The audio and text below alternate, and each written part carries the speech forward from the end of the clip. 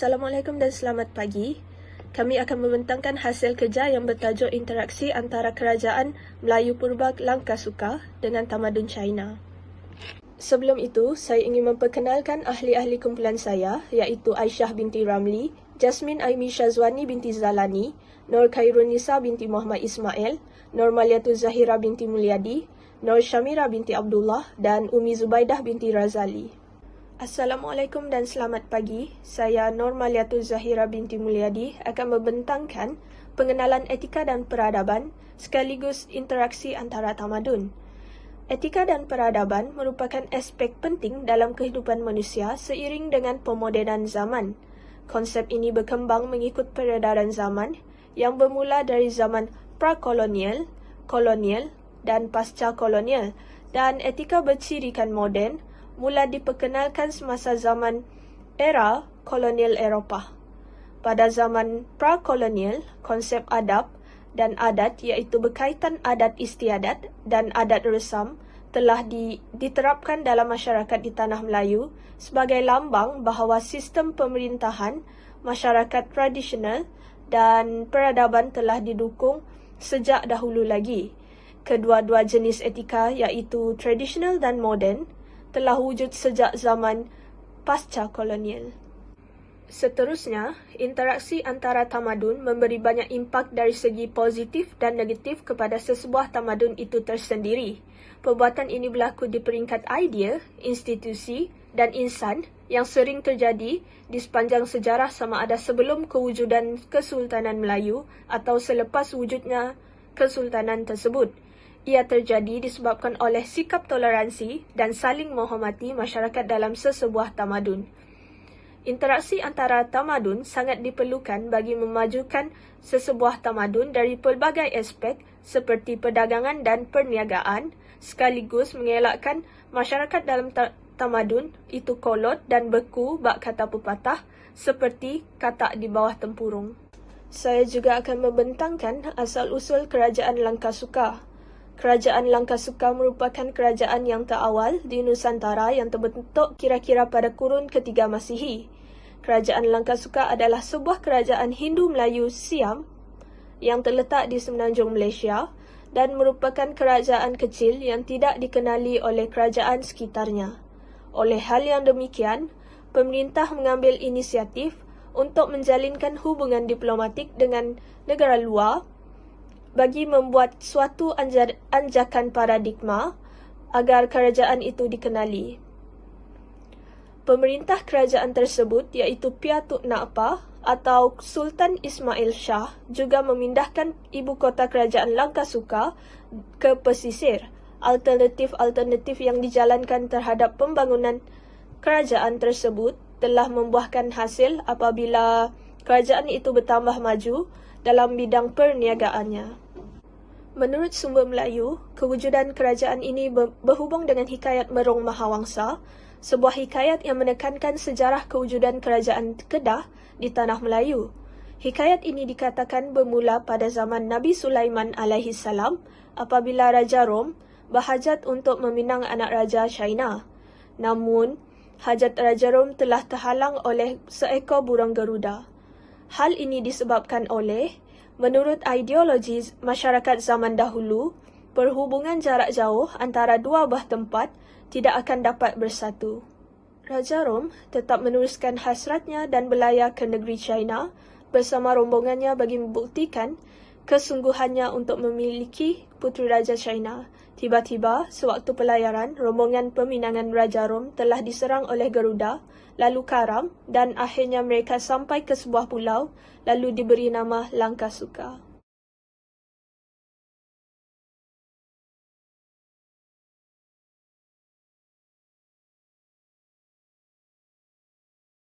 Assalamualaikum dan salam sejahtera diucapkan kepada Ustaz Wan Arifin. Saya, Jasmine Aimi Syazwani binti Zalani, akan meneruskan pembentangan dengan faktor-faktor peradaban Langkasuka Cina. Faktor yang pertama adalah pelabuhan. Pelabuhan Patani sangat sesuai dan strategik untuk menjadi tempat persinggahan kapal-kapal jika terdapat angin monsun timur laut. Pelabuhan tersebut menjadi tempat untuk mendapatkan bekalan makanan dan air ketika kapal-kapal berlabuh.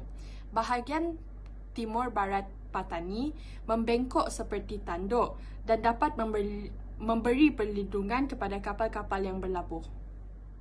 Assalamualaikum dan salam sejahtera. Saya ucapkan kepada Ustaz Wan Arifin. Saya Nurul Khairunisa binti Muhammad Ismail akan memulakan pembentangan saya dengan faktor peradaban Kerajaan Langkasuka dengan China yang kedua iaitu perdagangan. Pelabuhan di Kerajaan Langkasuka juga menjadi tempat pertemuan antara pedagang barat, China, Jepun dan Tanah Melayu. Selain rempah ratus, Langkasuka juga menghasilkan kayu wangi, gading gajah dan sumbu badak sebagai hasil keluaran utamanya. Saudagar dari China juga akan membawa barangan dagangan mereka seperti kain sutra, kapas dan tembikar sebagai barangan tukaran. Penemuan data-data arkeologi juga telah membuktikan bahawa terdapat hubungan perdagangan yang terjalin antara kerajaan-kerajaan di semenanjung Tanah Melayu dengan China. Antara data-data arkeologi yang telah dijumpai ialah artifak, terutamanya seramik-seramik keluaran negara China sejak zaman dinasti Tang. Jumpaan tembikar putih iaitu whiteware keluaran zaman dinasti Tang dilaporkan telah dijumpai di Sungai Mas dan Penggalan Bujang. Seramik zaman Song dan Yuan adalah kumpulan seramik yang paling besar dijumpai di tapak-tapak Lembah Bujang dan juga di Pulau Kelumpang, Johor Lama, Singapura, Takwapa dan Petani iaitu Langkasuka.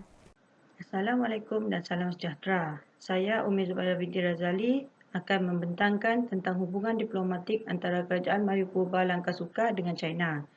Terdapat 3 bentuk hubungan diplomatik antara Kerajaan Melayu Purba Langkasuka dengan China, iaitu sebagai pusat pengajian keagamaan, pelabuhan intraport dan juga perdagangan. Hubungan antara Asia Tenggara dan China menjadi sangat pesat pada zaman Sriwijaya dengan kedatangan para pedagang dan juga penuntut agama Buddha yang menuntut di Sriwijaya sebagai pusat pengajian agama Buddha, iaitu pada zaman China di bawah pemerintahan dinasti Tang, itu pada tahun 618 Masihi sehingga tahun 907 Masihi. Sriwijaya dijadikan sebagai pusat pengajian agama Buddha kerana kedudukan Sriwijaya yang berada di antara China dan India, bagi tujuan memudahkan sesi pengajian di mana China tidak perlu mengambil perjalanan yang lama untuk sampai di India bagi menuntut agama Buddha, dan juga para Sami Buddha yang datang dari India juga tidak perlu melalui perjalanan yang jauh untuk bertemu dengan penuntut agama tersebut. Kemudian ialah pelabuhan intraport. Acing yang merupakan Sami Buddha yang berlayar dari China untuk ke Sriwijaya di Sumatera pada tahun 671 Masihi bertujuan untuk belajar tata bahasa Sanskrit sebelum Raja Sriwijaya menghantarnya ke Melayu iaitu Jambi selama 2 bulan dan kemudian ke Ciehca, Kedah pada tahun 671 Masihi juga. Aichi tinggal di Kedah sebelum meneruskan perjalanan ke Nalanda. Hal ini demikian kerana bagi tujuan berlindung dari angin monsun ketika musim hujan, mengisi semula bekalan mereka dengan air segar dan makanan, dan membeli produk-produk hutan hujan seperti tali pembuatan serat, kayu gaharu dan kemenyan. Hal ini menunjukkan bahawa Kedah merupakan pelabuhan persinggahan yang sangat penting bagi penziarah China yang dalam perjalanan ke India. Seterusnya ialah hubungan perdagangan. Penemuan data-data arkeologi telah membuktikan bahawa terdapat hubungan yang terjalin antara kerajaan-kerajaan di semenanjung Tanah Melayu dengan China, terutamanya hubungan perdagangan. Antara data-data arkeologi yang dijumpai ialah artifak, terutamanya seramik-seramik keluaran negara China sejak zaman dinasti Tang lagi. Dengan perjumpaan seramik perdagangan terutama sekali di kawasan-kawasan tapak pelabuhan purba menunjukkan bahawa betapa pentingnya semenanjung Tanah Melayu kepada China dalam aspek perdagangan antarabangsa. Selain itu, hubungan perdagangan antara semenanjung Tanah Melayu dan China juga dapat dilihat daripada tinggalan-tinggalan artifak seperti yang dijumpai di tapak-tapak arkeologi di Lembah Bujang, Pulau Kelumpang, Matang Perak, Johor Lama, Singapura, Pulau Tioman, Kuala Berang, Terengganu, Patani, Chaya dan Ligor di Thailand. Dalam masa yang sama, jumpaan tembikar putih yang dikenali sebagai whiteware keluaran zaman dinasti Tang yang dilaporkan telah dijumpai di Sungai Mas dan Penggalan Bujang. Seramik zaman Song dan Yuan adalah kumpulan seramik yang paling besar dijumpai di tapak-tapak di Lembah Bujang dan juga di Pulau Kelumpang, Johor Lama, Singapura, Takwapa dan Patani.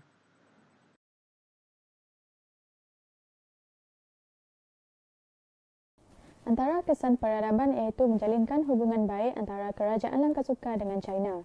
Hal ini dapat dilihat di mana Raja Sriwijaya telah membiayai pembinaan kuil di Bandar Guangzhou pada tahun 1079 sebagai tanda hormat dan menghargai hubungan aman dan damai dengan China.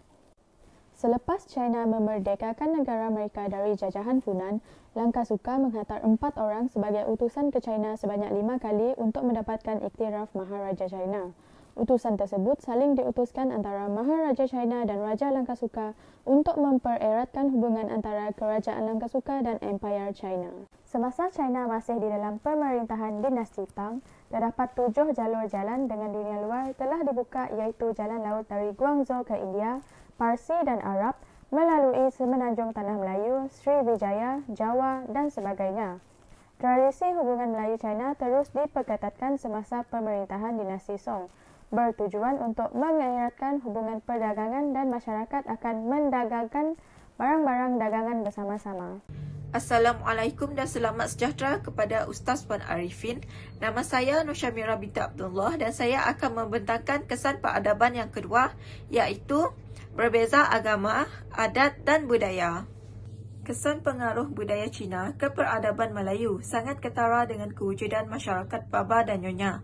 Asal-usul masyarakat Baba dan Nyonya bermula dengan sejarah awal antara masyarakat Cina dengan penduduk tempatan terutamanya Melayu, di mana proses akulturasi menjadi mudah melalui perkahwinan campur pada zaman awal pembinaan komuniti peranakan Cina. Ciri komuniti ini yang pada umumnya berpendidikan Inggeris jelas memperlihatkan pengaruh Melayu dari segi pemakaian dan masakan. Masakan Nyonya mempunyai ciri kombinasi Cina dan Melayu yang unik, tetapi lebih cenderung kepada masakan Melayu. Komuniti peranakan Cina dapat menyesuaikan diri dengan budaya masyarakat tempatan dengan berkongsi minat terhadap permainan, wayang kulit, wayang godek, menora, selain permainan mahjong, capceki dan pakau bagi kumpulan pinggiran. Namun begitu, masih terdapat kekalangan penyerapan sepenuhnya golongan komuniti Cina ke dalam masyarakat Melayu, iaitu agama. Mereka masih mengekalkan amalan kepercayaan dan budaya berasaskan warisan peninggalan nenek moyang mereka serta kepercayaan agama Buddha. Namun, terdapat juga sebilangan kecil masyarakat Cina yang mempunyai persamaan dengan orang Melayu, iaitu beragama Islam namun masih mengekalkan sosio-budaya Cina.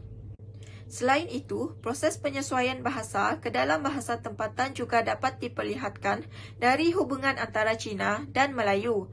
Yang Lin menyatakan bahawa perkataan bahasa Melayu mempunyai kaitan dengan bahasa Cina pada sekitar 1560 Masihi. Beliau berjaya mengumpulkan sebanyak 500 kosakata bahasa Melayu yang diserap daripada bahasa Cina yang kebanyakannya berkaitan dengan aspek ekonomi dan nama barangan. Namun, menurut Colin, perkataan yang diserapkan ke dalam bahasa Melayu sukar dikenal pasti sebagai bukan bahasa Melayu kerana istilah yang tidak dipisahkan. Dalam proses pengukuhan bahasa sepanjang hubungan China-Malaysia, sekurang-kurangnya terdapat 1046 kata pinjaman bahasa Cina. Hasil daripada penyerapan budaya Melayu kepada orang Cina juga memberi kesan terhadap ragam bahasa yang membentuk dialek komuniti mereka sebagai bahasa pertuturan yang dikenali sebagai bahasa Melayu Baba.